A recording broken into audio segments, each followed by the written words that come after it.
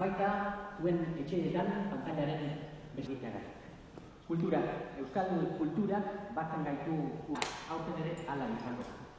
Ezberdin, bai. Imagina zaupadak elkarrekin emateko ordua iritsi da. Lehenengoa imazu zeurea gaitza.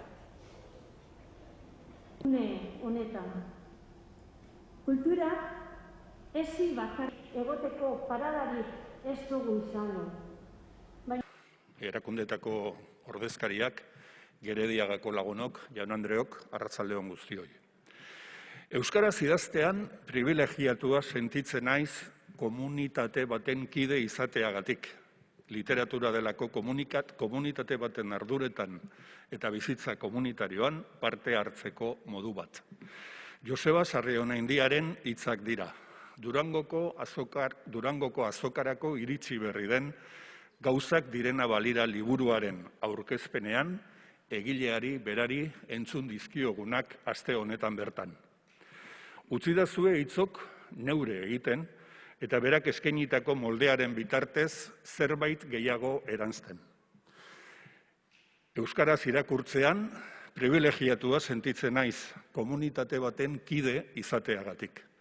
Literatura edo informazioa irakurtzea ere badelako komunitate baten bizitzan parte hartzeko modu bat.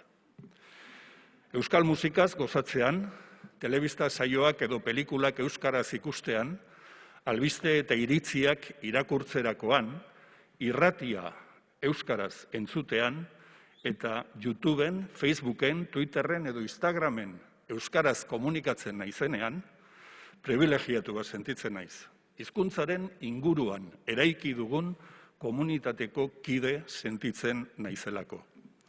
Eta partaide hitza horren bitartez, harreman eta sentipen bereziak sortzen zaizkit eta sentitzen ditut nire inguruan bizi direnekin.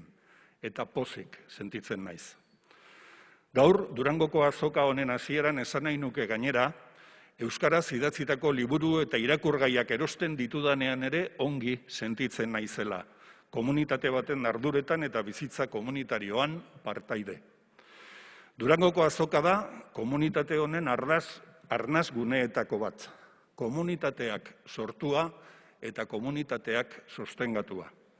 Eta gure sorkuntzak, literaturak, liburugintzak eta musikak Durangoko azoka honetan aurkitu ohi dute urtez urte, bizirauteko behar duten komunitatearen txera, maitasuna, abegiona, atxikimendua eta konpromisoa. Durangoko azoka gure komunitatearen proiektu garrantzitsuetako bat da, eta aurten inoiz baino gehiago komunitatearen sostengua behar du. Ardezagun parte euskal komunitatearen proiektu honen biziraupenean. Sar gaitezen bere webgunean eta egin ditzagun bertan Durangoko plazan egin ohi genituen erosketak. Har ditzagun bertatik etxerako behar ditugun liburu eta diskak eta horni gaitezen gure oparietarako gaiez.